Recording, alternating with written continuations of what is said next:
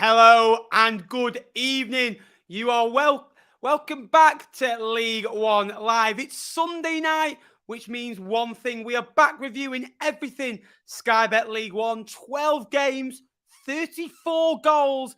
Goals galore in League One this weekend. A goal in every game, which is always nice to see as well. We had away wins, we had home wins, we had some late drama, we had draws. It was just another weekend of Sky Bet League One. And some absolute thrillers. Probably one of my favourite game weeks yet for the games that went on. But we aren't alone on this Sunday evening.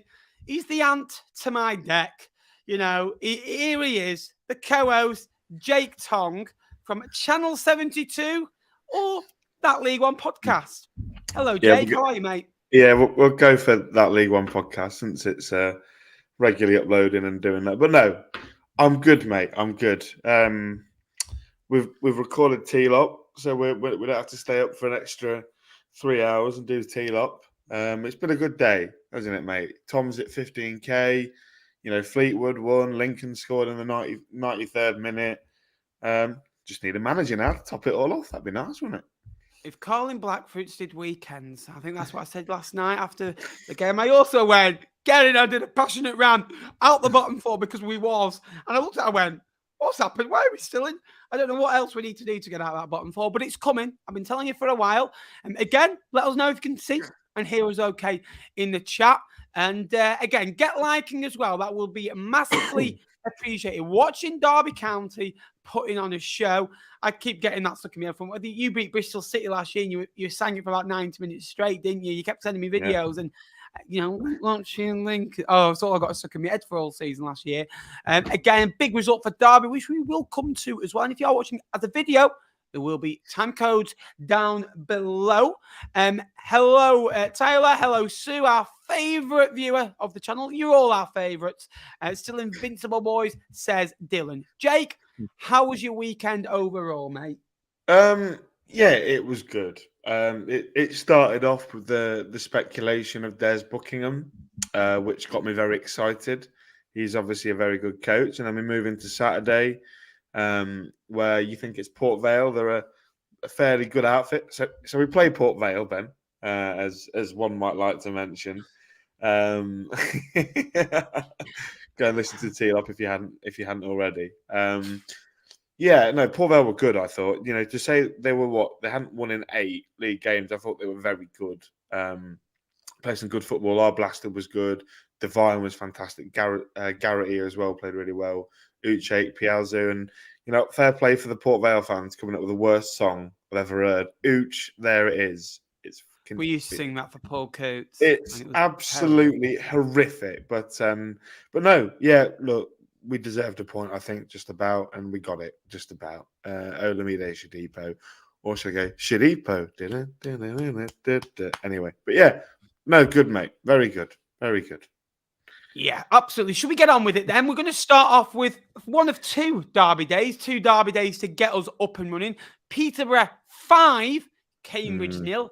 It is 8:05, or is it 5 past Cambridge? Let's be honest with you. It's actually 4 minutes past. It is 4. I joked a little bit too early. So again, it's another star showing from this Peterborough side who just keep getting better, Jake, don't they? And, you know, 5-0, they've been getting results, but this one's been coming for a while. 1 defeat in 11, 1-6, drawn 4, lost to Wigan a couple of weeks ago. And Wigan, again, were phenomenal on the day.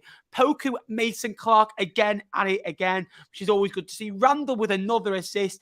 And when you're getting your attacking players in full flow, they do well. And this is Peterborough. I've always said for the last 2 years, when Peterborough are on it, they look unbelievable. Nothing can stop them. They score goals. It's so good to watch. The star players get goals. And, you know, it's like if they did a League One, you know, FPL, it would probably be, you know, you would get a lot of their attacking players in because they can have big weeks like this. It's a superb victory. Before we come to Cambridge, phenomenal for Peterborough. They are 22 points from their last 11. So good to see. And they beat Cambridge earlier on in the season in the Bristol Street Motors competition, a competition that everybody wants to play in. Well, yeah, absolutely, mate. Only if you get through. But yeah, look, they were amazing going forward yesterday. You know, you look at the first two goals are pretty much the same thing. Mason Clark at the back post.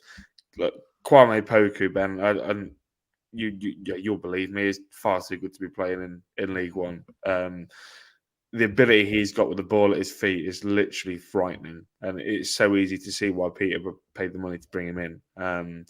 But yeah, they were electric going forward, and what the thing is at Peterborough, when all of them have an on day, they're going to score 5. And you know, Randall, fantastic performance yesterday, tapped it off with an assist.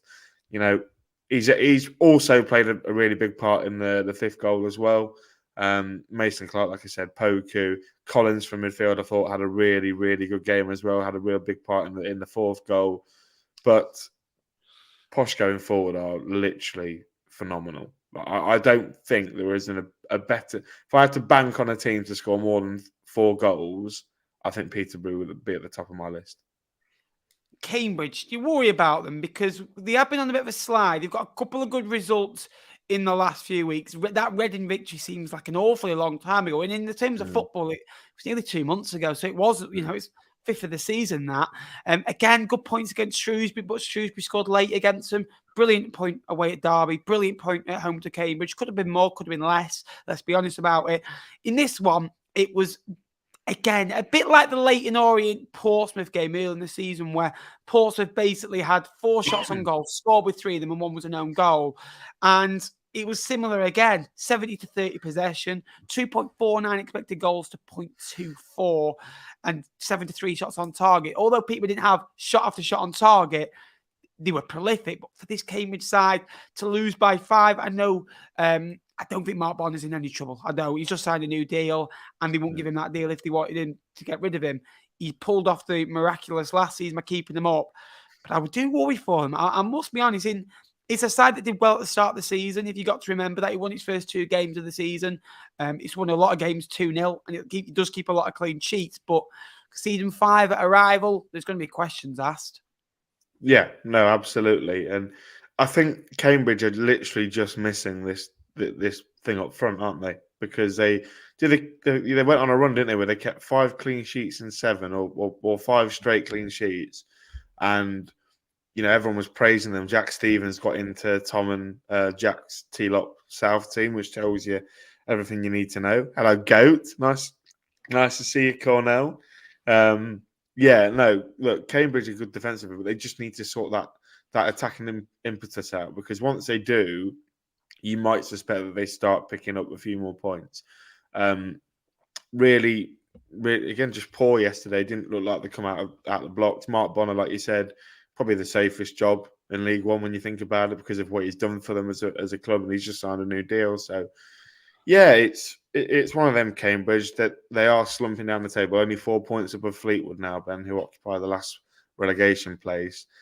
If their run continues, if they don't win for another 3 or 4 weeks, they're going to find themselves down there, and that's when they might panic and hit the reset button. But very alarmed for Cambridge. They just need to get a couple of goals in, sign a striker in January, and it could be looking rosy.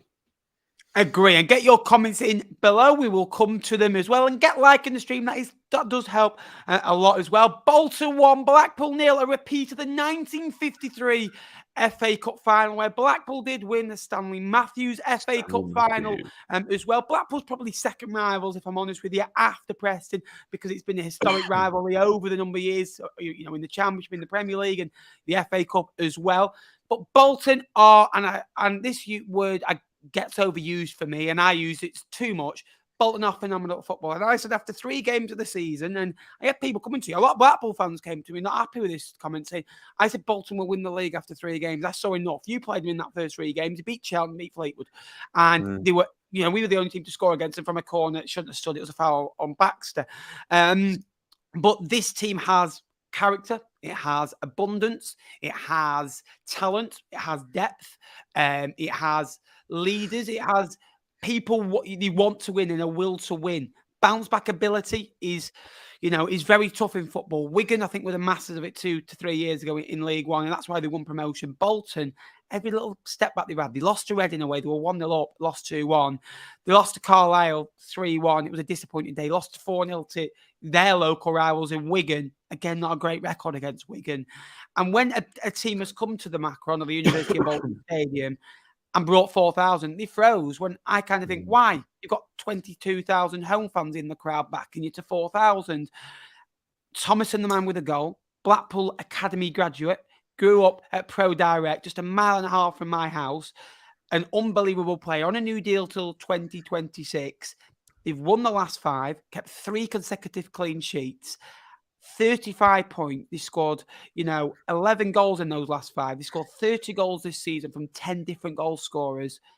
I'm really impressed. And Ian Evatt gets a lot of stick when Bolton don't do well. But again, Ian Evatt used to play for Blackpool, a bit of a Blackpool cult hero as well, won promotion with them to the Premier League.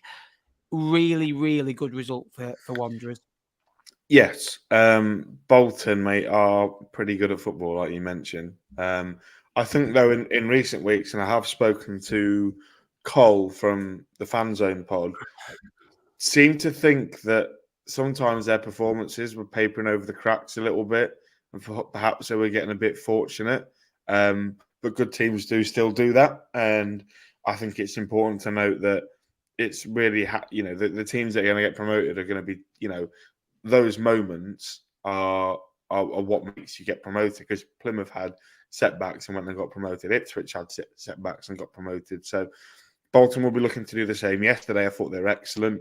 It's a great strike from Thomas, and I think previously not really been getting in the team too much. He'd been in and out the side. I think he wasn't probably first choice.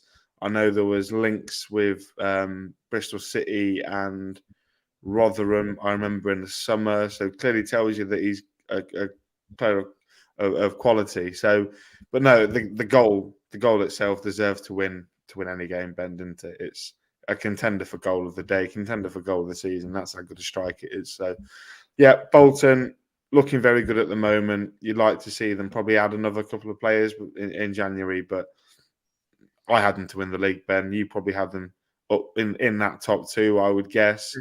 Third. They are. I'm third. I just think they're going to get on a run, and once they get going, we saw at the start of the season, they're pretty unstoppable. Yeah, agree with that. We're going to go to Carlisle now. Again, lost at home to Bristol Rovers, and Bristol Rovers will come to in just a minute. Carlisle have lost 4 of the last 5, all by the odd goal, 1-0.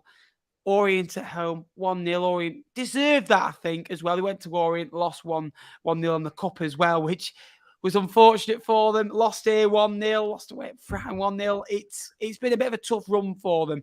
They've only kept 1 clean sheet in the league, Carlisle, which is a worry for me. I think that was against Shrewsbury at home as well. They won that 2-0. They've got to be better. Even Cheltenham have kept 2. Fleetwood have kept 3 with the worst defence in the league before yesterday as well. But Bristol Rovers deserve humongous credit, as does that man, a Fleetwood cult hero, Andy Mangan. Joey Barton's partner in crime, some could say as well. And I'm always a bit sceptical of putting someone like that in charge full time, because I always think, well, he's so close to Joey Barton, unlike maybe other coaches might not have been that close. He was Joey Barton's man. He wasn't already at the football club. Joey Barton didn't inherit him. He had him at Fleetwood and now Bristol Rovers.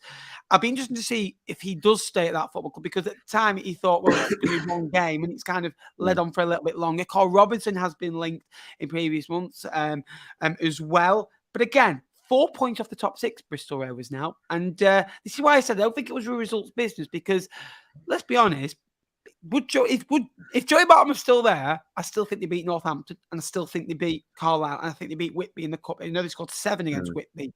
So I don't think Joey Barton was the problem in terms of that. I just kind of think, well, it's off the field something there to do with Joey. Great result for them. And, 7 points in 3 under Mangan, a decent point at Reading in the week. How do you assess them? Yeah, I think Mangan is doing no harm in his interview, period, when he's, hopefully going to be trying to get the job at Bristol Rovers. He's got them playing some good football. Like you said, the whole thing with Joey was probably more to do with him having a word of his players and having fallouts of his players. But, like you just saw there, Carlisle is not an easy place to go. I think they beat Burton. Did they beat Burton midweek? No. Eh? Who's that? Carlisle. Carlisle. Carlisle, Beat yeah, Burton. they beat Burton a couple of weeks or two on 11. They're not a Sorry, bad outfit.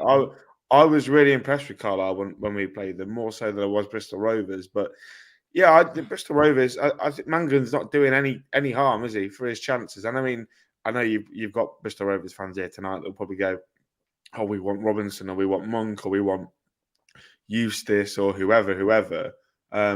But Andy Mangan's doing it. It's a very good interview for him, isn't it? If he's going to get results like he is at the moment, and you know what, it's that man. It's that man. He's pulling out all the stops, and you know what, you like to see an interim get the job, don't you? I mean, obviously, I hope ours doesn't, but you would like to see an interim land a job because it's always a good story.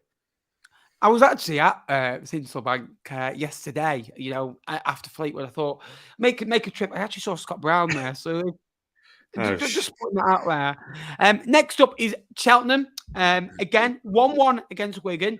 Humphreys, again, missed a penalty after we put him in a certain team on that League One podcast. But again, Cheltenham under Darrell Clarke now, Jake. Two wins, 2 draws, 2 defeats. Yeah. If they average that for the full season, they're probably going to get around about the 40-point mark, which they will need to improve on that. But he has improved them. He's already said 4 or 5 players can leave the football club. And he has dropped a few first-team players. I kind of think maybe a few that are on loan will probably go back in the coming weeks as well. But Wigan, again, on a decent little run. They've won 4 of the last 6, drawn at that one, and you lost the one. That was at home to Charlton a couple of weeks ago on a Tuesday night as well. They seem to be playing a lot of Tuesday nights at the moment due to rearranged games, Wigan. But again, every team has to play 46 games. That's how I see it as well. Again, they're 11th point away from home, but Cheltenham improving 1.33 points per game under Darrell Clarke. Sericum with the goal. Again, played under Darrell Clarke at Bristol Rovers as well. Scored a screamer a few weeks ago against Derby County as well. The first goal of the season, wasn't it? As well. Good point for both, I think. Wigan in a false position. They did be 8th without the deduction. And I kind of think, well, they seem to be 18th so low, but they're not far off 12th, that 11th area where I expect them. I put them 13th, and that was the one I thought I've got them way too low as soon as I uploaded it. Yeah, no. Obviously, Cheltenham this week have signed Tom Pett, haven't they? Who I know very well. A very good player for Darrell Clarke at Port Vale, and by the looks of it, stepped in yesterday and did a very good job in the middle of midfield for Cheltenham. I think the Wigan goal was unfortunate. Obviously, I think Freestone, he has no choice but to put it in his own net. It's poor defending. But then, to be fair, I think Cheltenham grew into the game. The goal came through Sericum from the penalty spot, but they had a few opportunities. There was a header that just went wide. There was a lobbed ball from the left back that ended up on the roof of the net. I'm purely basing this on Matty's vlog that he did. But yeah, no. My new job, I'm going to have to improve if I get that job I've gone for. Yeah, I think you are, mate. I'm really going to have to improve. Yeah, but for Wigan, I think based on how Cheltenham have been this season, I think Wigan would be disappointed not to come away with 3 points. Obviously, they missed the penalty as well, but just disappointing from a Wigan point of view, Ben. I'd be disappointed. But I don't think the job that Darrell Clarke is doing can be understated, because they were literally rubbish, weren't they? They were horrific. You watched them. We watched them the day before he got announced as Cheltenham manager. They had no direction, no hope. Performances in recent weeks. They went up to Blackpool, scored twice. They got a point against Derby. They picked up their first win as well under Darrell Clarke. So for me, they will be fine. I think they're going to be fine. They're going to stick my neck on it. I think Cheltenham will be fine come May. It's a totally different appointment to Lee Johnson, Fleetwood. And you look at the type of people and the way they speak. Lee Johnson's quite posh in what he says. Darrell Clarke's straight to the point and will say it how it is. And a normalish guy, Lee Johnson kind of feels a bit more like, you go to Waitrose, Darrell Clarke goes to Aldi, and that's it. And to be fair, in terms of squad, Lee Johnson has inherited. Is there a Waitrose round Fleetwood? You got a Waitrose? There's one in. There is one round here. It's not round. I think the nearest one's Preston. I think or over wire somewhere. Yeah, I don't do my shopping in there. Jesus Christ. Tesco club cards bad enough. Anyway, Derby County 3, Barnsley 0. Brilliant. Yep. Derby County scored more goals in their last 2 home games as they did in the first 6. They scored 7 in the last 2, 4 against the Cobblers, 3 against Barnsley. Northampton, a reminder, hadn't lost by more than 1 goal before that game. Derby put 4 past them. Again, really, really good for them. We've given Paul Warne and Derby a lot of stick, but this is much better. This is what you want to see. In that second half, the expected goals for Derby was 1.99 to Barnsley's 0.18. Poor for Barnsley. Didn't have a shot on target in that second half. 1 shot on target in the whole game. I thought Derby were excellent. I really did. Collins with 2 goals, 7 for the season. Only scored 11 last season. So on the march for that again. Forsyth at left back as well. Good to see him get a goal. He scored 2 goals now. Didn't even score last season. And already got the same amount of assists as he did last season. So again, he's looking to better that. Another clean sheet for them. Derby moving up the table. They should be doing. But this is a good win against a good side. And this is what we need to see more of. Now, the question is, but Derby have done this before. They went away at Blackpool, won. Went away at Peterborough, won. Now is a time where we need to see them do what Peterborough have just done and go 1 defeat in 11 and win 6 and score 5 and score 4s and go and make these statements. You need to see what Portsmouth and Oxford have done. They haven't done that. And the issue is the next game isn't the same. It's like throwing a treble 20 in darts, and then all of a sudden you throw into the segment 3 segments away. They've just not got that consistency at the moment and not been able to push on the table. Yeah, they need to go and back it up, don't they, after the international break? Because they've really struggled to do that. Like you mentioned, the win at Blackpool and the win at Peterborough, I'm pretty sure both followed up by disappointing performances. But you know what? I said this on T-Lop earlier. I think recent performances have been papering over the cracks. Wins against Exeter, wins against Fleetwood, not been massively impressive. But yesterday, they looked every inch of Derby County in League One. I thought they were fantastic. In possession, they kept the ball really well, limited Barnsley to absolutely nothing. The 2 goals, I mean, the first one's a penalty. I drew comparisons to the Gabriel and Jolinton tackle in the Arsenal-Newcastle game the other week. It's 2 hands in the back. For me, it's a foul. I think it's a penalty. Collins steps up, does really well. I think he had to take the burden on. Obviously, Derby failed to sign a proper striker in the window, and he's done really well. 2 goals again yesterday. And then Craig Forsyth's not someone, there's a comment there from Tyler about it. He was great. He's been at the club for so long. He's probably had a testimonial. He's really old left back, but the way he took his goal yesterday was fantastic. Yeah. And then the third goal, he hits it so hard that Ben Killip can only palm it into the air, and James Collins sort of does a Mario Balotelli and shoulders it in. It was good. But yeah, this is Derby County that we want to see. And now, we talk about, Ben, how Derby have been horrendous and they're nowhere near the levels of the top 6. Level on points with Barnsley. And we're talking about Barnsley as being a real contender for the top 6. So you cannot count Derby out. And I do want to get this in before you jump in. Paul Warne sides, I don't know if you're about to say this or not, Paul Warne sides tend to start slow. Rotherham United tend to start slow and they go on the rise. And I think this Derby County team are capable of winning 7 or 8 in a row and putting themselves right in the conversation. And I think that might be what happens. I think if you asked us this in 5 games' time, if they go and win 3 or 4 games, we'd look at Derby totally different. At the moment, they're good, and you think it's cool, you have to be good to beat Derby, but it's a little bit too easy. At the moment, if we were playing Portsmouth next week, even with Regan Poole out with an ACL, even with Marlon Pack just coming back from injury, I still think, God, we are up for it. We're going to have to be an unbelievable, complete performance for 100 minutes. I think Derby's a little bit of an easy place to go to, which it shouldn't be at Pride Park. 30,000 fans, a really good team, a decent League One manager as well.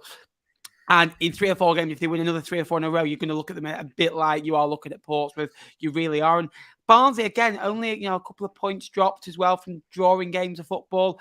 All of a sudden then, drew at Fleetwood, lost today. FA Cup in the way as well. They drew that, another game they have to play.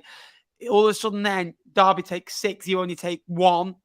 that 5-point gap is taken. And you look at Oxford and Portsmouth and Bolton, and that gap can easily be changed. You saw with Wednesday last year in Plymouth, there was about a 10-point gap in February. Then all of a sudden at the end of the year, it was 3 because a team went on an unbelievable run and a team drew a couple. Next up, Fleetwood Town 3, Exeter City 0. Come on.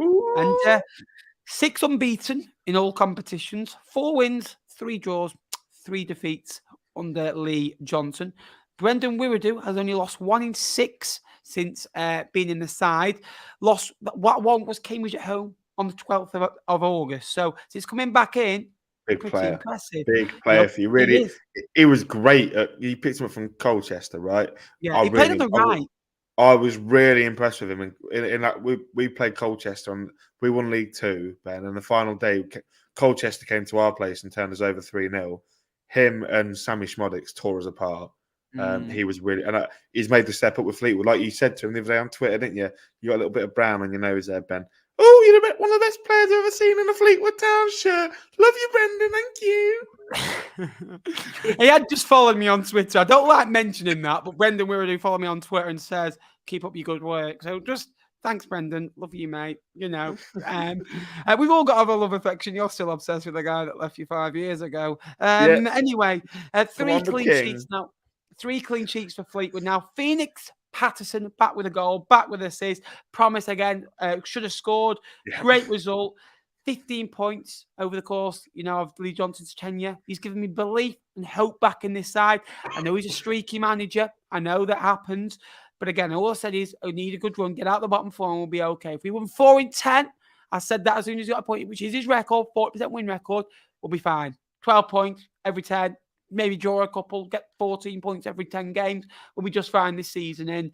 And again, there's an awfully long way to go, but I'm pleased with what I'm seeing. Exeter, though, 1 draw in 8 games. Where that come from, Ben? Where was that point?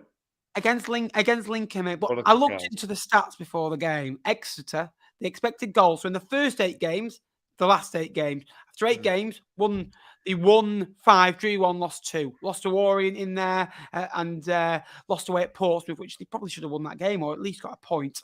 And then in the last 8, they got 1 draw, 7 defeats. The expected goals is down by 0.3 a game. The shots on target per game is around about the same. Shots faced is up 2.5 because he did 12 shots yesterday as well. The goals conceded, though, is massively worrying. I think that's what 19 goals conceded now in those last 8 games. They only conceded 4 in the first kind of part of the season as well. The goals scored has dried up as well. He scored 10 in the first part of the season, only a couple of goals since. Gary Caldwell, they've never sacked a manager, Exeter. Could it be happening? I think for the first time I'm seeing a bit of pressure on him. Yes. We'll touch on Fleetwood, Ben, because I remember when we beat you 1-0 at Highbury, you walked out and you were fuming. You were booing your team off. You were fuming.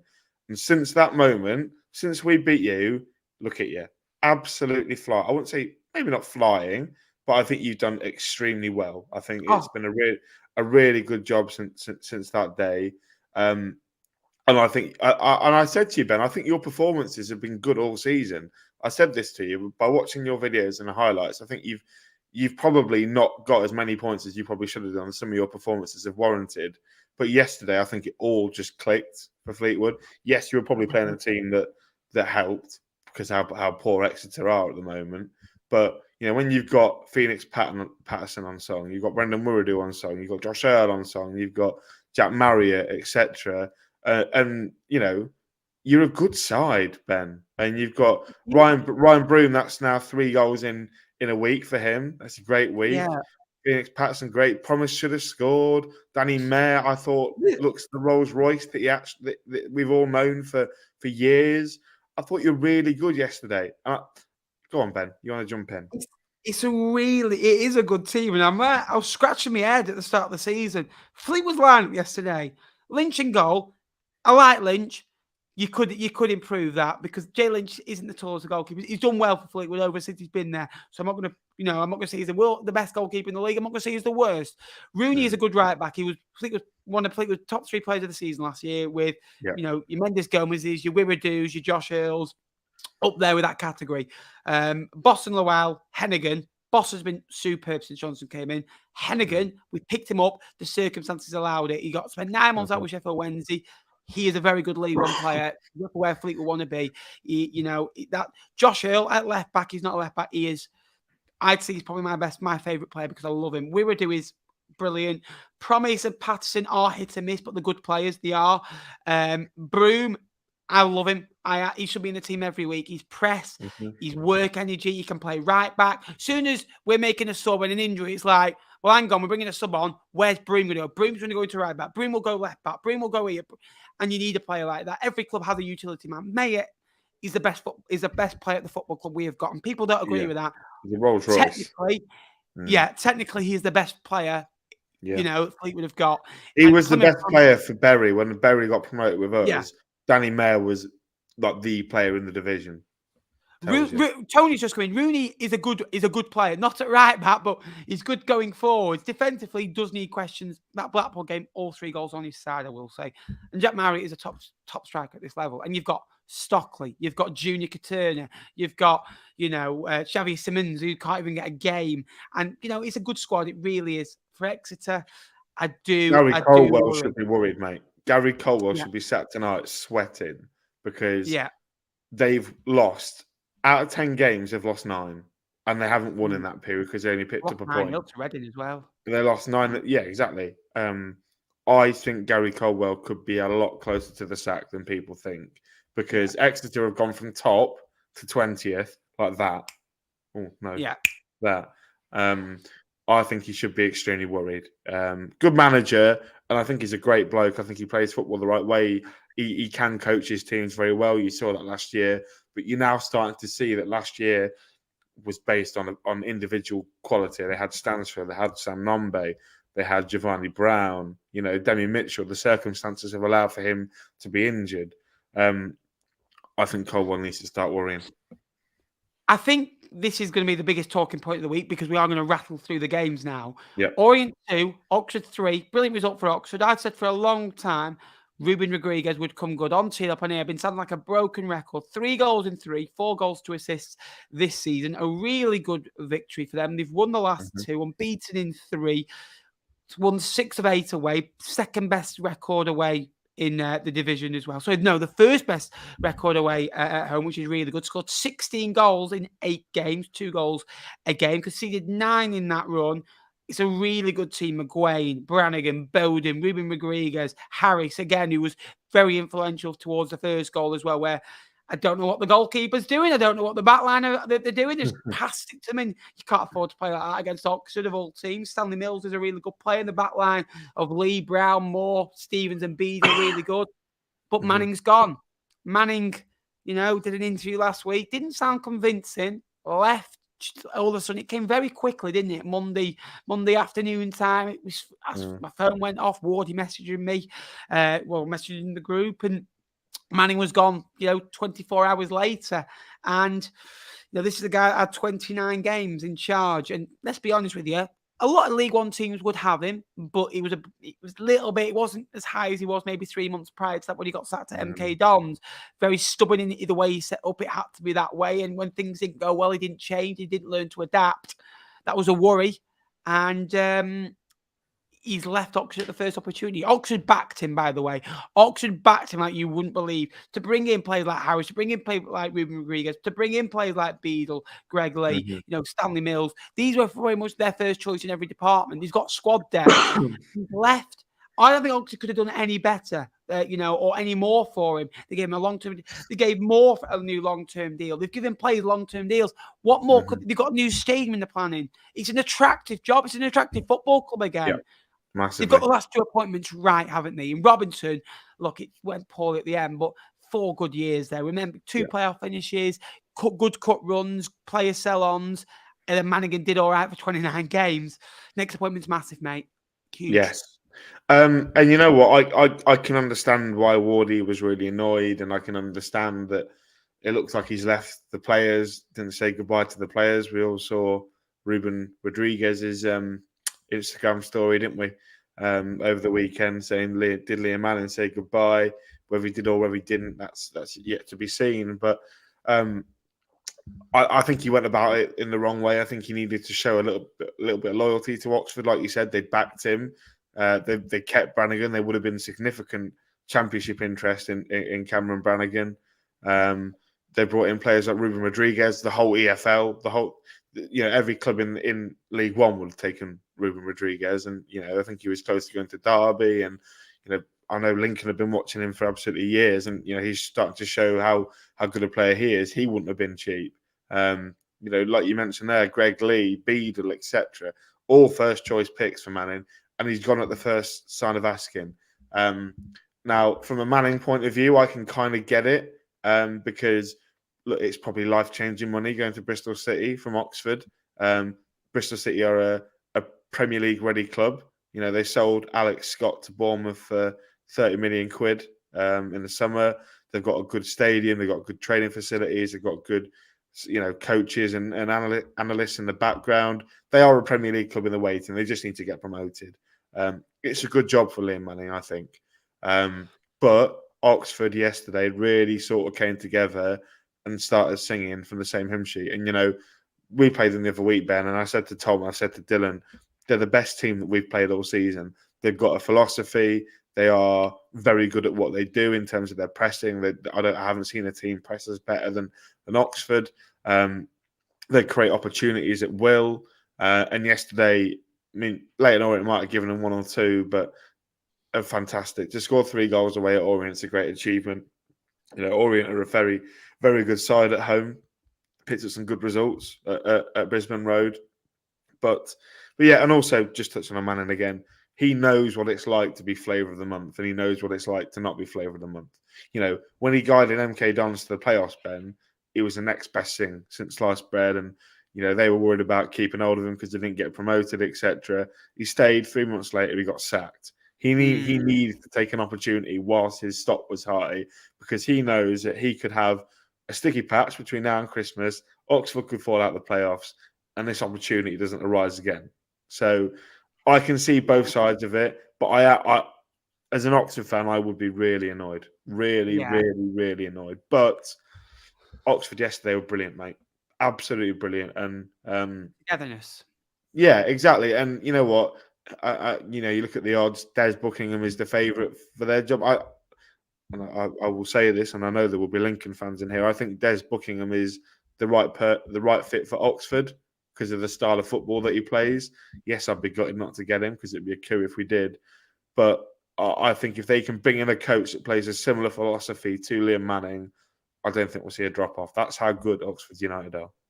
Yeah, I think Katie said every word that you've just said pretty much Cheers, as well. Katie. And, thank you. I thought you've probably copied air as well. For you to come out with a good football take, you must have copied it off someone. Thank you so much, Dave, for the support. And thank you to everyone that's liked and subscribed so far. On the road to 13,000 subscribers now. I think this is the first live stream we've done since hitting 12,000 subscribers. So thank you very much. A whirlwind of a 72-hour period. Blackpool video now on 23,000 views almost. So that is phenomenal. Next up, Lincoln 1. Vale 1. Don't bother. Don't bother. A good point, but a point that I think is too weighted for both teams, really, if I had to be honest with you. I kind of think Lincoln, they need to start picking up 3 if they want to get anywhere. And it just feels like they're going to do what they did last season, which is good. Yeah. It is good, but it kind of feels this was a good opportunity. And there is going to be a team that go on a run, whether it be Bristol Rovers, whether it be Derby County now, whether it be Lincoln, that can kind of fall into that next category of, in that League One table. 8 points from 15. Now, that is under, Shaw as well in charge. I know you want a new boss. I don't think that's too bad return. I know you won your first 2, and it's disappointing to draw 2 of your last 3 to Exeter, Port Vale, lose to Oxford. You'd have taken, I think, 15. I think you'd have taken 8 from 15, realistically. You do need a new gaffer. Expected goals of 2.00 yesterday. Port Vale, they forgot how to win. Lost 6 out of the last 10, drew 4. 3 points off the bottom 4. They were second in the league. Bear in mind, after 8 games, Exeter were top. Second was Port Vale. Did you see that tweet that they did? Oh, should we just go to the Premier League together? And it was that hey, not us, that clip. Did you see Exeter and Port Vale? Yeah, I don't know. No, but no, it's, I always think, obviously, Fleetwood They're were a in the good bottom four. side, Ben. They're a good They side. are a good side, I was but watching the first half yesterday. Arblast Vale, is going to be the difference. I think Port Vale they were need to very keep good. him. Yeah, our blaster was very good. Divine, very good. They got down our left side it's far too easy for my liking. And without Lucas Jensen, we would have been 2 or 3 down. Ali Smith should have scored in the first half. No doubt about that. Start the second half, we're thinking, right, we're going to have a go at this. Because in recent weeks, to be fair to Tom Shaw, we have been more attacking. If you look at our attacking metrics, Ben, under Kennedy, we were bottom 4 for pretty much, entries into the box, shots on target, crosses into the box, touches in opposition penalty area. We were below par for all of that. Tom Shaw has made us better at that. We have had opportunities in every single game that Tom Shaw has managed, and fair play to him for getting a tune out of the attacking players. We have had a striker come back since, which is probably why, and Tyler Walker is on the way back. But at 1-0 down, 11 versus 10, our blaster gets sent off. We're in control. Second half, we're absolutely in control. We've gotten pinned back. We're absolutely chasing an equaliser. And then Pordy O'Connor. Stupid. Absolutely stupid. He's elbowed Uche. We're in absolute control. Don't get me wrong, we were still in control after the sending off, but it is stupid. That game, Ben, if we had 40 minutes of 11 versus 10, that Shadipo goal would have been a winner, not an equaliser. That's what's frustrating. And still, we played really well second half. We're attacking, we were good. And the goal was always going to come because Port Vale don't know how to defend the lead because they're rubbish in the second half. And stupid mistake from Cass allows Vale to get in, and Shadipo scores and cue the bedlam. And there was still 6 minutes left then. We still thought we were going to go on and win it, and we nearly did. But we need to be winning games like that if we want to get in the top 6 because if we want to get anywhere, Ben, you've got to beat teams like fuck off, Dylan. You couldn't afford him. They couldn't afford him, Ben. But anyway, yes, new gaffer needed. Meant to be coming in on Wednesday. Same name as a certain palace in London, so we're led to believe. Could be fun, mate. Could be fun, but I don't know, Ben. We got Stevenage on Saturday. Help, because we could get battered. So just on that, Jake's takes in the last 12 months that who was it? Oh, Kieran Sadler is going to join Lincoln on deadline day. It was Josh Vale. Again, who was it? Mark Bonner's going to Rotherham. It was Matty Taylor. In fairness, so that means I got that off a very reliable Cambridge journalist. Well, Alex Jones, he now covers Ipswich Town for the East Anglia Daily Times. So if you want to come for me for that, I've got receipts. So, welcome. So that means that your new manager, welcome to Lincoln City, Mr. Paul Ince. Northampton 2, Burton Albion 0. Northampton lost 4 of their previous 5. And again, a hammering away at Pride Park, a defeat on the road at Bristol Rovers. Back at home comforts. And Mark Leonard, with his first goal of the season, scored 1 goal last season, scored his first goal of this season. Sammy Hoskins with his 9th goal of the season, his best ever return in League One with his 9th this season already. 44 in his last 101 games for the Cobblers. A real Cobblers legend down there. Jack Selby, again, another impressive performance. Aaron McGowan at right back, the former Morecambe man, experienced that back line, I think. McGowan, Willis, Shering and Bruh, Thompson in goal. Better from Cobblers and a win that they needed. It's a clean sheet that they needed against a Burton side that went on a good run. Now only scored 1 goal in the last 3 defeats on the road at Carlisle and now here as well. Good win for Cobblers. It's a win that they should have got. Burton disappointing, but they'll go again. Dina Manria's side have picked up, but this is where I kind of think they're going to be at. Win a couple, lose a couple, lose a couple, and that's where they are. For Northampton, it's huge that you win games like this at Sixfields. Yeah, you might want to get rid of that comment from Matt Sheff. I don't know if you've seen it, mate, but that's political, and we're not all about politics in this group whatsoever. It's horrific. You seen it? Yes. Yeah. No. Anyway, listen. Bristol Rovers. Bristol Rovers? Northampton. No, I don't want Joey Barton. Thank you. I'll have Steve Evans head. No, I'm joking. Yeah, no. Northampton, comfortable win, I thought. Really good. Mark Leonard, super Sammy Hoskins again, coming up with the goods for Northampton like he has done so many times. Burton, like you said, they had that good win, didn't they? Where they won four straight League One games, were high as ninth, but they've sort of dropped down into what you'd expect them to They be. play more games though. Like This you mentioned, time. This is the thing. But Northampton, I thought, were really good value, really comfortable, really easy, and look, they're two sides I expect us to be talking about in 12 months, Ben, because they're both good football sides. They'll both be in this league next year, and hopefully, we're sort of talking about them in a bit more positive than just staying up. You want to see them start to progress. Do you know what I mean? Rather than sort of wanting to stay in the lower ends of the table. Should we talk about Portsmouth? Here we go. Beep with the beep, beep, beep, beep. By the way, we spent 20 minutes talking about Pompey earlier. Yeah, so it's going to be less than 4 minutes. We've got 3 games left. We've got the League One table. Portsmouth 2, Cheltenham 2. Again, Portsmouth 2.3 to 0.61 expected goals, 21 to 13 shots, 9 to 7 on target. Both teams having a real go. Portsmouth not beating Cheltenham for a long old while, 18 years. Again, Bishop with another goal, his 10th goal of the season. I've got written down it could be 15 plus, really. He missed 3 big chances against Carlisle, missed a couple yesterday. This side don't know how to lose a game. Poole out injured, ACL, that is gutting. You know, when you look at it, we said last week, I remember Tony messaged me saying, this looks bad. And Tom went, oh, he's a bit of crap, but he'll be all right. Yeah. And that is season changing. And we'll know a lot more about this Portsmouth side, I think, Jake, soon. Because, you know, when Plymouth had a knock, Cooper got injured with 14 games to go last season, away at Wednesday, away. They lost 3-0, I think it was, in January time. And Cooper got injured and everyone went, they're going to fade away. They didn't. And the goalkeeper came in, did a really good job. And, you know, they got the way through. Portsmouth need a bit of that. Raggett and Shotnessy and Towler are good players. They're not as good as Poole. I don't think there's another defender in League One as good as Poole. So I kind of think you've got to look at it that way. You've lost. Tom said it before. If you're going to lose a player, I think that the least 2 that you're going to want to lose is Poole and Bishop, because you've got goals and you've got experience. Poole can play in a number of different positions as well. Your captain without an armband. Where did you get that from, Ben?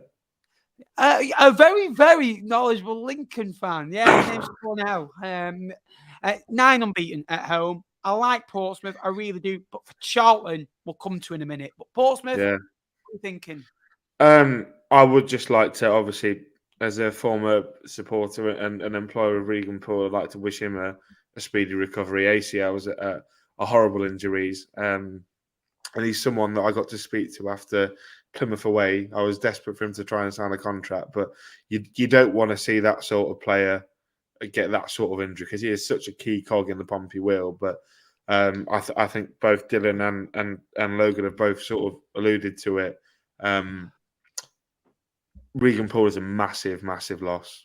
Really, really big loss for him. Yeah, he used to be my my PA actually. I paid him just to read my Twitter DMs and sort of bash off any potential opportunities for media. So you don't get many. You don't get many. But I only paid him minimum wage. It's a big loss because Towler and Raggett are both step downs from Regan Poole. Yesterday they probably should have scored. They probably should have had 4 or 5. Like you say, Colby misses one. Ashley Maynard Brewer shows why he's been called up to the Australia senior side by making a couple of really good saves. But yeah, I think Tom said that yesterday was the most complete Mousinho performance that Pompey have had since he's taken over at the club. But they still didn't win, and I am starting to get a little bit not alarmed, but they've had the setback at Chesterfield. That conceding a goal in the 93rd minute is deflating for anybody, Ben. Whether it drops you a point, whether it drops you 3 points. I don't expect Pompey to drop off, but I do expect the convincingness in which they win some games to drop a little bit because they've lost a player like Regan Poole. Yeah, I agree with that. I thought Mousinho's comments, by the way, were dreadful before the game. And I Yeah. know it's taken out of context that he hopes Oxford drop off. And I totally understand that. I read the article, I read what he said. But if you push a football club, like you're top of the league, like you're 27 unbeaten, why are you caring what Oxford are doing? Like, why are you caring what Bolton are going to do? Forget them. 2 get promoted. Think yourself, if we're good, we keep winning games. We don't lose games. We don't do this. Forget what Oxford. Physically, if you do everything right and do everything your own way and you're the best you can potentially be, Portsmouth will win promotion. Doesn't matter what Oxford do. Doesn't matter. Like, you're going to be pushed. Of course you are. But that will make Portsmouth better. Forget them. I thought that was a naive comment. And again, quickly on Charlton, that man strikes again 55 goals in his last 100 Sky Bet League One games since arriving in the 30 in 2021, 2022, 27 of which have come in these last 39 games in this calendar year. The man is a bagsman and a big goal at the end as well. Not offside, delirium of the away fans behind the goal at Fratton Park. Again, it's another good point for Charlton as they march on away from Fratton Park, still without a defeat against their rivals in 18 years. Shrewsbury now 3. Oh, I was just going to say, it was a goal made in Lincoln, that second one, wasn't it? It was a lovely ball in from Teo Eden, finished off by CMG, Conor McGrandle. It was fair play, boys. Thank you very much. What a player. What a player. What a player. What should not be playing in this league. Really, really good. Shrewsbury 3, Reading 2. Oh, Reading. Where do I start with you? 8 defeats on the road out of 8 games. They've conceded 20. And 2-0 up after 15 minutes. Smith, Ballard, things are going good. Naivety, not experienced enough, not fit enough. The manager, I think, has to be looked at sooner rather than later. Before that is a real cost. I don't think he should have got that role. Would he have got that role if he had proper and fit owners? I don't think so. I like what he did at Southampton for about 3 games and it dropped off. But unfortunately, Shrewsbury coming back into the game, and it's a really good result for Shrewsbury, and they deserve humongous credit, humongous character. It's really good to see Jordan Shipley back in the side back these last few weeks as well. He's going to make a massive difference. He went off in the 20th of August against Fleetwood. Still unexpected goals of under 1 goal, which is a worry for them. Only 4 shots on goal. 92 minutes, 96th minute, you've won the game. You're going to be delirium. It's a brilliant result. You scored goals in the FA Cup last week. 20 points from 17 games. Would they have taken that? Should Shrewsbury be getting that? It's a good return. Why is being questions asked? Because how bad the football is. And they are in a position that Fleetwood were in last season under Scott Brown, where they're getting results and people from the outset will go, but you're getting results. You've won 6 games this season. You've drawn a couple. You've lost a couple. That's what Shrewsbury are. You're going to be up and down. But then you're like, but the football is terrible to watch. We don't look like scoring. It's pain to watch. And it's exactly what we were like under Scott Brown last season. And why I was so frustrated, because nobody was getting me memo. And it will probably take a little bit of pain for Shrewsbury to change that. If they want to change of manager or they want to change of style, they're going to have to go through a bit of pain to get the warranty that Fleetwood got a little bit. That's what I'd have to say. But Dunkley with a good goal as well. Serrara, I think it is, with a vital goal as well. Good result for them. And I think 20 points from 17 games is a good return for the Shrews. But for Reading, that's all I'll say. All right, Gary Neville. Fernando Torres has just rounded Victor Valdez at the Camp Nou and put it in. Reading are poor away from home. I don't know what it is. I think that there's a lot going on there, obviously, with the supposed takeover. There's lots of some stuff on Twitter going on about Dai Young and Mike Ashley and whatever's going to be going on. I feel really bad for them because they've got some good players. And I mean, if you look at I think it's the goal that is it the first goal, Shrewsbury first goal that lets them back into it. Harvey Nibbs just letting the ball run out of play. Just kick the ball out, mate. Have you seen it, Ben?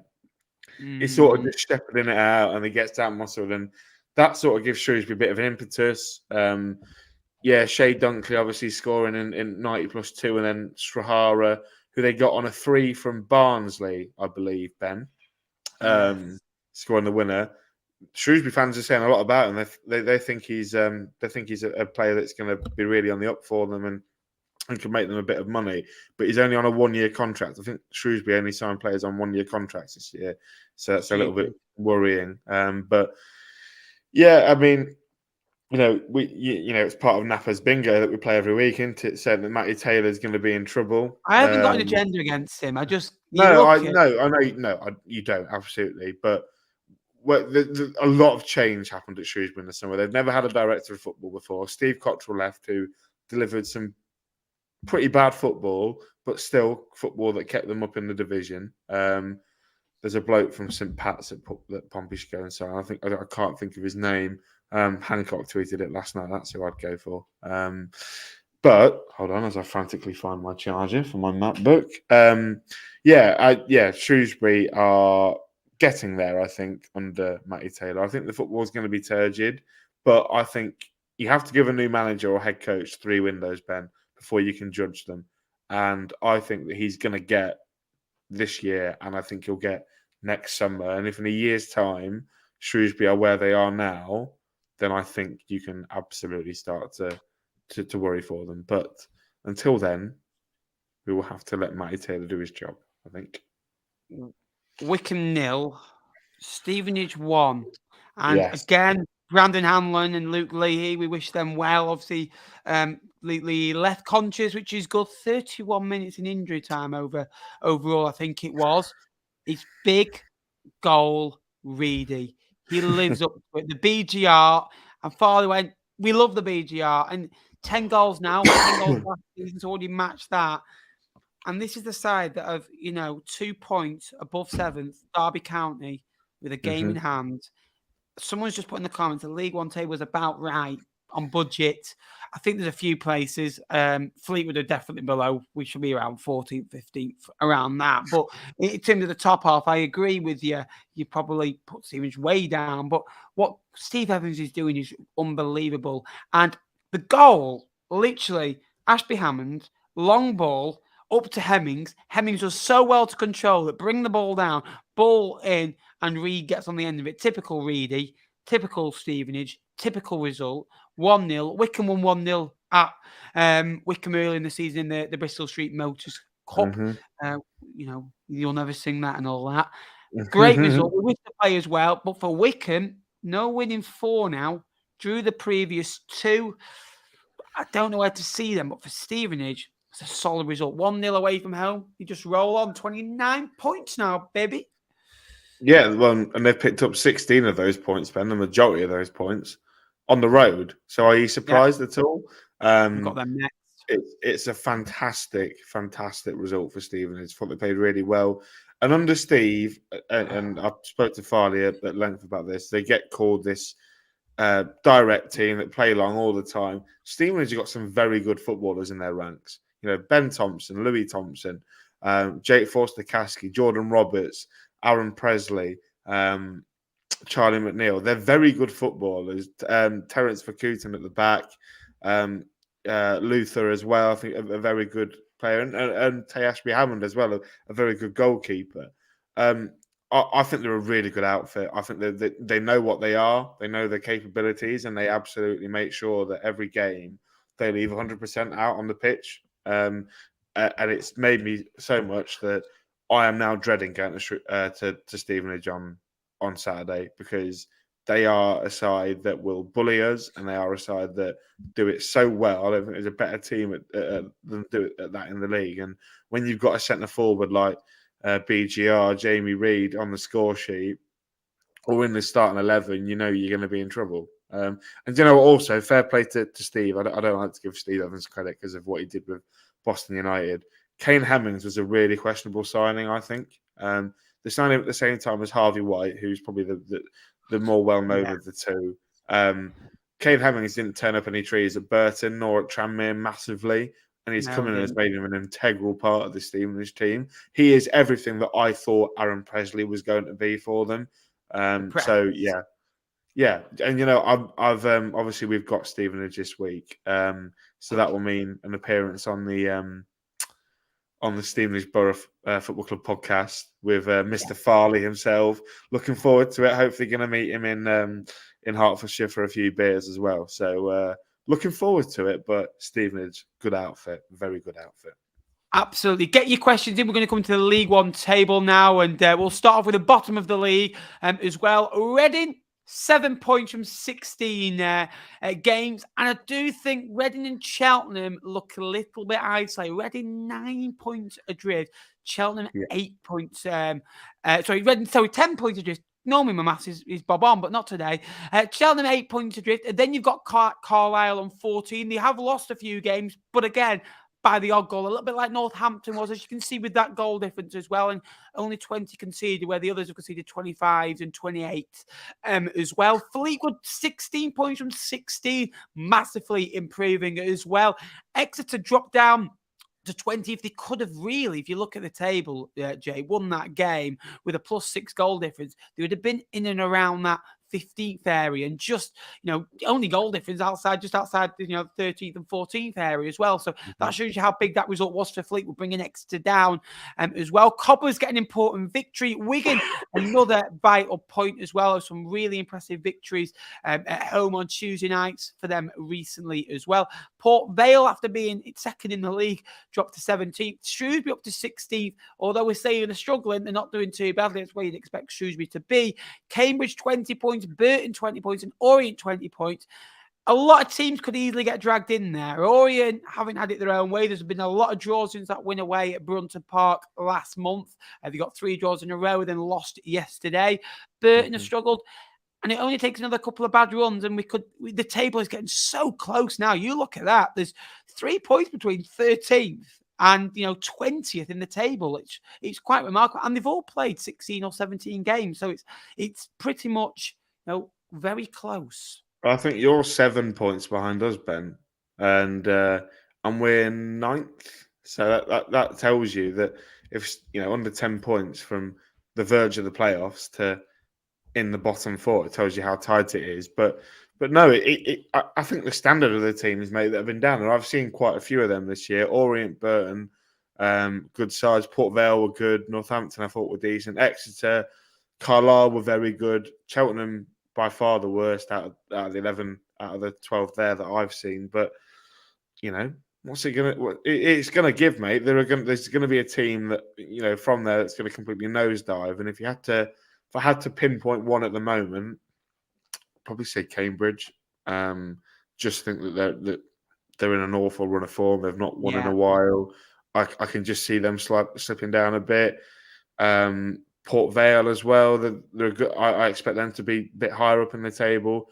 Exeter, I would not be surprised to see finish in the bottom 4 based on the last 2.5 months. So very difficult down that bottom end of the table, mate. Just glad that we're not down there either. Do you think that bottom 2 have gone?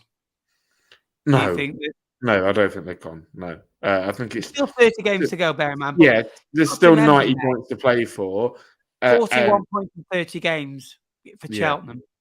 I think with the improvements that they're making under Darryl Clott, I think they have a fighting chance. I think Reading could all depend on January and the takeover. Look at Gillingham last year, bottom of the league, quite comfortably bottom of the league, new owners. They went out and signed some experienced players, didn't they, that got them out of the league and basically finished mid-table in the end, no problem, and kind of close to the playoffs for some parts of last season as well. Again, we are missing 12th off, so I do apologise about that. Charlton in 11th. Let me just look. I should know. I meant to be Mr. League One. Where are we? We can figure this out, surely. Wycombe. Wycombe are 12th. Yeah. Okay. They're on 22 points.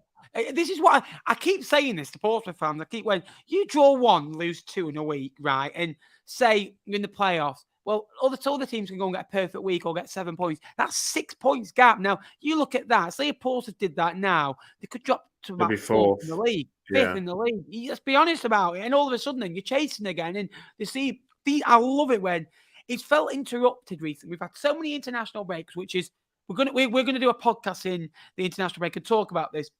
It's stupid. And the FA Cup I love the FA Cup, but it gets in the way at the moment because we've got kind of like a couple of League Not One if you get games. knocked out, it doesn't, mate.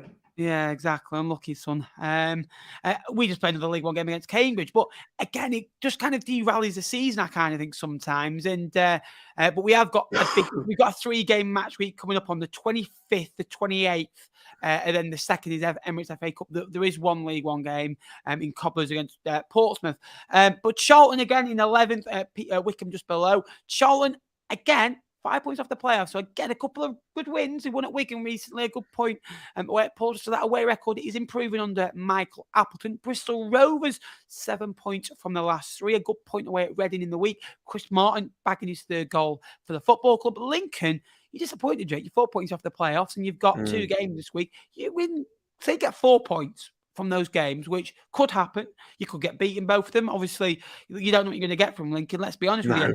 You will play more games, but to be in the playoffs, you'd be absolutely gassed up and you're putting pressure on those and you're making a little bit of a statement.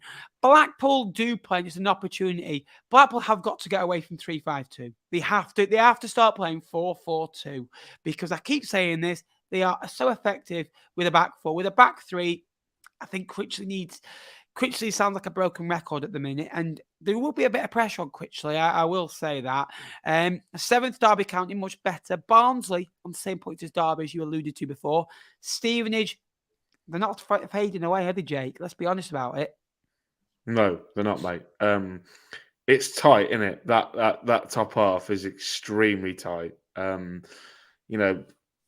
think all those teams, from Charlton up, even from Wycombe up, are realistically good enough to finish in the top 6, I think. I think it could happen. I could easily see a world where Charlton finish top 6. Could easily see a world where Blackpool finish top 6. I could see a world where Bristol Rovers or Lincoln sneak into it on the last day or something.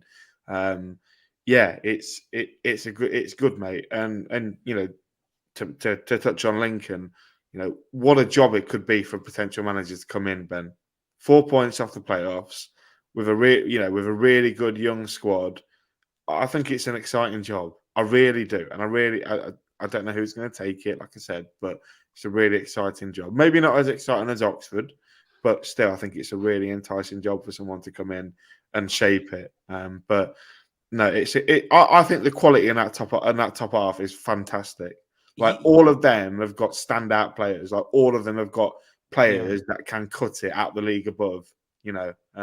Some have got players that could probably cut it at the lower end of the Premier League. So, it's getting tight, mate, and I'm all for it. Bang on agree there. And I love Stevenage being there, causing a few upsets as well, because said as it is, you're getting Derby missing out. You're going to have Stevenage get in, Peterborough will have to miss out, Bolton might have to miss out, Barnsley might have to miss out, Derby, Blackpool, Charlton, Wycombe, Bristol Rovers. And that's why I love this league, because you've got an old mixture of all sorts. It really is. Peterborough 31 points. Then the gap appears, and I think that is the top 3 to stay. I really, really do. And I still think Bolton could win this title. I really, really do. And they play each other in the second week in December, live on telly on a Monday night. And, I'll be sure to watch it, and looking forward to that one. Again, we'll go to the comments. Jake, where do you see that top 3 going? Regan Poole out, Liam Manning's left. Bolton needed probably another striker in January on a good run. Where do you see it going? Top 2 instinct for me at the minute is Pompey and Bolton. It could massively depend on the appointment that Oxford make, but and it's weird because I said Oxford were the best team that we played this year, but that was under Liam Manning, and you don't know if the new manager is going to need a bit of time to adjust and come in and try and implement something slightly different to Manning, but. I suspect it will be Oxford, Peterborough, are definitely the top 2 teams in the playoffs for me. I think that top 4 is set, and then I think it's a list of teams, maybe 8, 9 teams for those last 2 places. But if you were asking me for who I think is going to do it, I'd probably lean towards Derby and Barnsley at the moment. But Blackpool, Lincoln, Bristol Rovers, Wycombe, Charlton all have a very good chance of getting in there. Brilliant question here. Now, Dion Charles gets in. He scored against San Marino the other week. I know everyone can score against San Marino at this point, but I kind of think, well, if Dion Charles can with his goal-scoring prowess, why can't Big Goal Reedy? If he on form, on merit, let's be honest, I know he's probably, they'll go, it's a bit like when Troy Deeney went on a really good period in the Prem. Oh, it's totally different. But even Ricky Lambert has merit, got an England call up, mate. So sure, yeah. I think Dion Charles gets the call up Can play because for he's England. the sexy striker, the glamorous striker playing for a big team. Jamie Reed's playing for Stevenage. I don't think they'll be on the radar as much as what Bolton will be. But I think I don't know if he is Northern. I don't know a lot about Jamie Reed, but if you're an international, if you're an international federation, you've got a striker scoring 10 goals in League One before Christmas. 16. You've got to be looking at it. Absolutely, Sue. Yes, I am. I'm going to Halifax against Aldershot. I decided to book a game. I have tried to get to a game every international break just to keep my eye in. I don't really like having a free Saturday. Don't like pondering with my thoughts about football. So it's nice, and obviously it's nice to go to the National League as well, which will be a nice change. I wanted to get to a League One game, which 2 games on, and I'm not going to Blackpool. Shrewsbury, absolutely not a chance. I'm going anywhere near that if Fleetwood aren't playing. And Stevenage is a little bit too expensive on the old train. But I did want to, but I did try. I did try to get him down. I would have done if might have a surprise game on the train. I might have done. Oxford v Bolton, big game, and then we got Portsmouth with Bolton as well, and so there is some crackers coming up as well. The week we have Oxford and Pompey will be massive. We have Oxford and Portsmouth back to back coming up. I'm actually going to Bolton's ground very, very soon for something very special as well. You think if we get John Cockhouse, we'll get top 6. He's a goal scorer, and you make that difference. I don't think he gets you the top 6 on his own, depending on what manager you bring in. I might have to change all my arrangements. Those biscuits didn't touch the side last time. They were too good. Again, keep the comments coming, Jake. Yeah. The burning question from Steve the Postman. Yeah. When Channel 72 coming back? Oh, Steve didn't ask me that. Steve, but if you do want to see what Steve said, come over to that League One podcast. Hey, come on. 30 Patreon members now, and again, over 1,500 weekly viewers on there as well. Can I just say, Ben, Channel 72... Stop saying that. That's what I say. Can I just say, you might be able to tell, I am on a new laptop. I did get myself I got bought a Mac for Christmas. So I've now got a device that I can edit on, because I was doing it on this, which is absolutely crap. But I have got a new computer. We're in the process of doing my office up. So my lovely girlfriend Sophie has painted it really well. We're decorating it. Got a desk on the way. Got some lovely little bits on the prop. I've got a new rail up for my shirt, because I know some people who shall not be named have said that the shirt rail is ugly. So I've got a new one. I've got looking at me, you know exactly what I'm on about, Ben. But I don't. Yeah, no.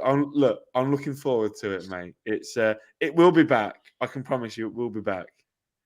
Promise you. I've got someone laughing. Also, I forgot to mention this. On Thursday, Cod's Vlogs goes to Anfield. Thank you so much to everyone who voted for me in the Football Content Awards as well. So, again, we got to the final. The last 10 were up against 8 Championship clubs in Wrexham and little Fleetwood Town in there from League One, which... Go on, Fleetwood.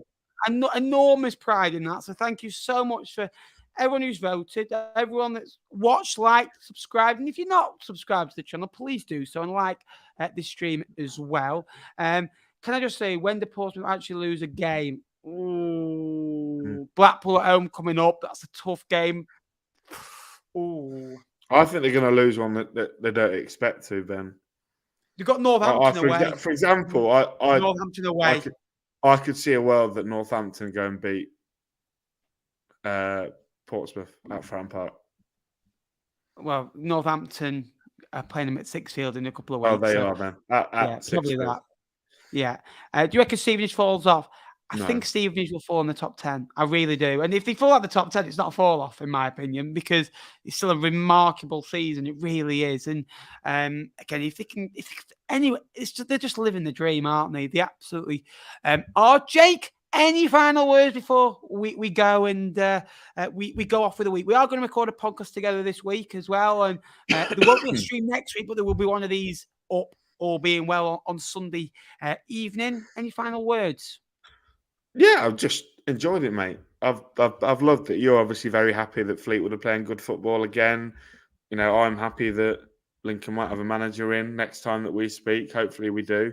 But no, it's been another good game week, mate. Always enjoy talking to you. Enjoy doing the tee up as well. I don't know if you've been able to tell, I have got a cough that's been keeping me awake for the last 2 weeks.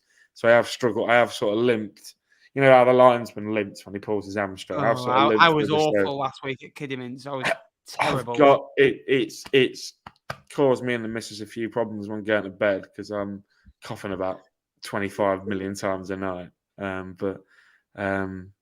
Yeah, it's been good, mate. I've enjoyed it.